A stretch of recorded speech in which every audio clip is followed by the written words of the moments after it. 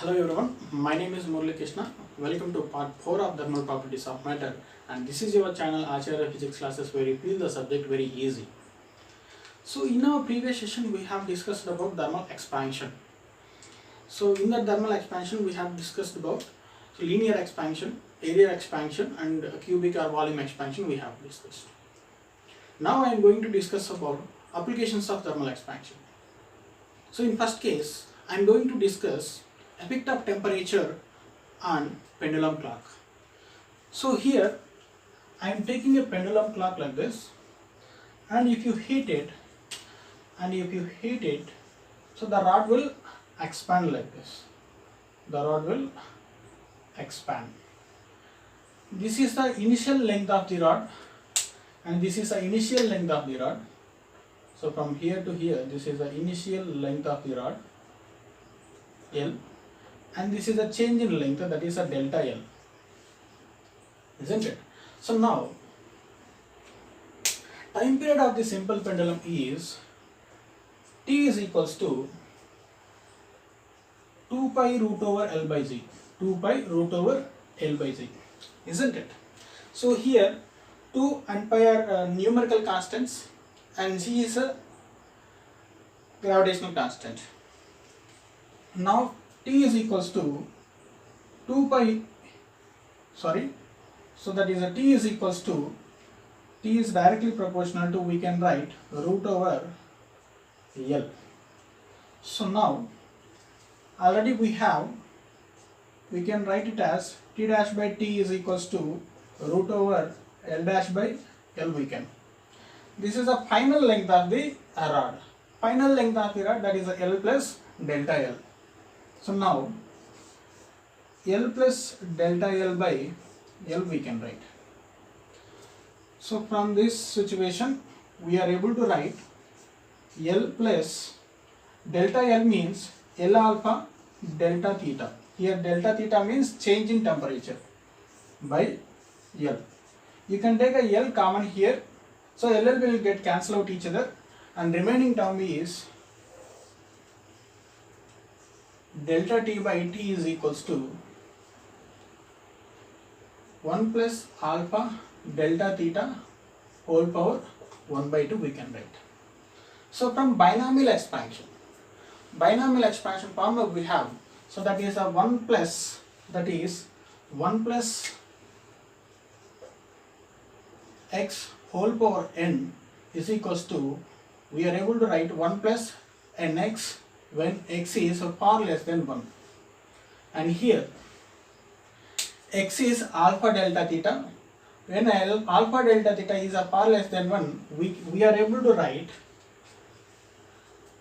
delta T by T is equals to 1 plus half alpha delta theta. So if you want to find change in time period or loss of time period, delta T is equals to T into 1 plus alpha 1 plus half alpha delta theta. So now delta T is equals to, wait a minute.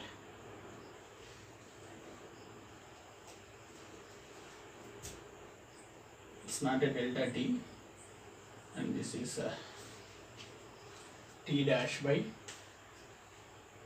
T, and this is a T dash by T, and this is a T dash, and this is a T, right? So now T dash is equals to, so you can multiply with this, so we can write, so T minus T is equals to half alpha delta theta into T, isn't it? This is what the change in temperature, right? Change in time period, delta T is equals to half alpha delta theta into T. So the fractional change in time period, is, we can write delta T by T is equals to half alpha delta theta, isn't it? So that means, so if you heat this rod, what will happen? So length of the rod is going to be expand, length of the rod is going to be increase. That means it will take a more time period to complete a one oscillation. It will take more time period to complete a one oscillation, isn't it? So here, so given temperature is greater than actual temperature of the rod, then the clock will lose a time, that is will become slow in summer. Time will slow in summer. So if final temperature, if final temperature is less than actual temperature of the rod, right? So it will gain, clock will gain time, so it will fast in summer. That will become fast in summer. So to overcome this situation, to overcome this problem, so pendulums are made of INVAR to show correct readings in all seasons, isn't it? So now, so INVAR, we will use INVAR material in pendulum clocks to show correct readings. And next one is, so here I am taking a rod whose ends are fixed at both ends, right? So now, if you heat it, what will happen? If you heat it, what will happen? So it will try, if there is no end like this, what will happen? This end will expand, right? So it tries to expand, but this end is fixed like this. What will happen? And this end exert a force on this rod, because of that force, thermal stress is developed in this rod, isn't it? So to find a thermal stress, we can write, so Y is equals to Young's modulus, Y is equals to longitudinal stress by strain, we can write. So this is a thermal stress, so that is a thermal stress is equals to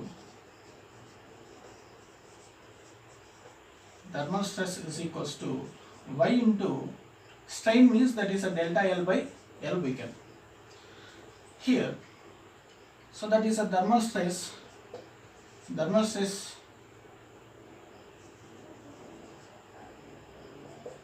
is equals to Y into delta L by L, means half alpha delta theta, we can write. Right. So now next one is error in a scale reading due to expansion. Here I took a scale, it has a length L, it has a length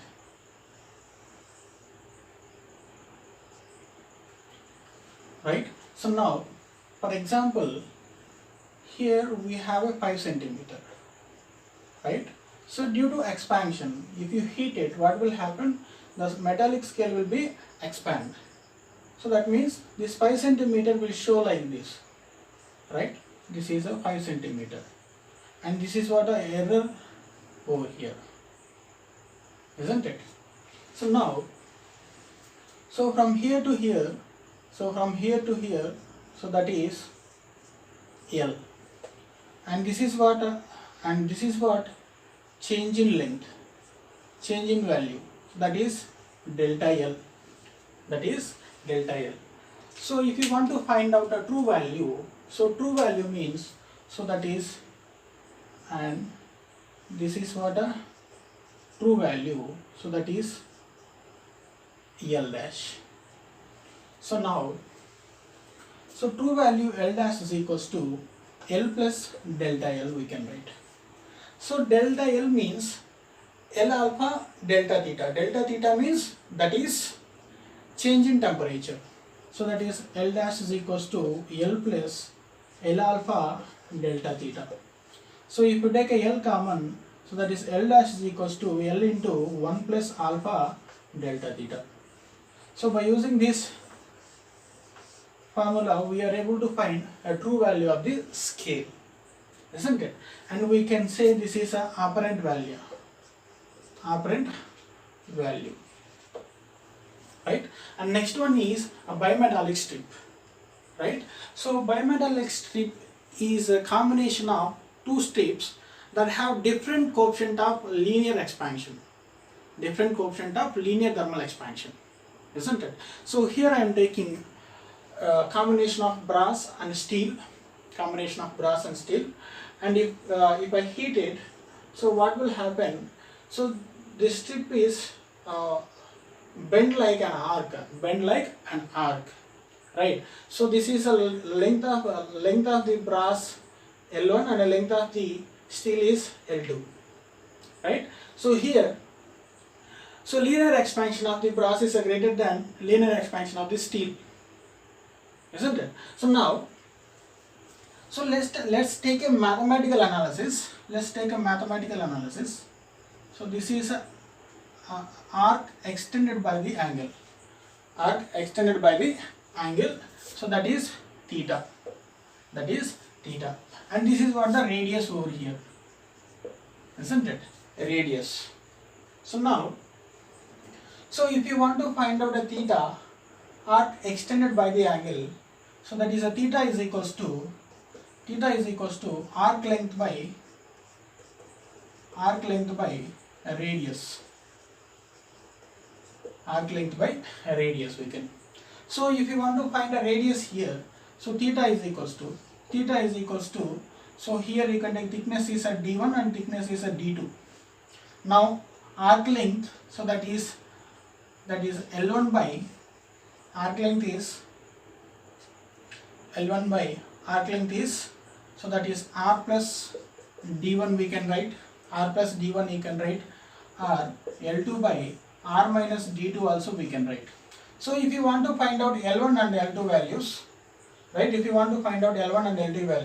simply you can follow this. Initially the length of the radius L and final length is L1, so that is a final length are L1 and L2. So now, so that is L1 is equals to L into 1 plus alpha delta theta. By using this formula, we are able to find L1 value, and L2 is equals to L into 1 plus alpha delta theta. So here alpha means what? So that is brass. This is brass and this is for steel. And if you want to find out a D1 and D2 values, here I am writing that. So if you want to find out a D1 and D2 values, so here I am writing that. So D1 is equals to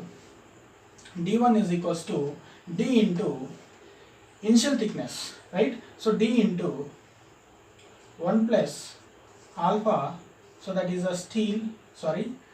a brass into delta theta. So if you want to find out a D2, that means thickness of the steel strip.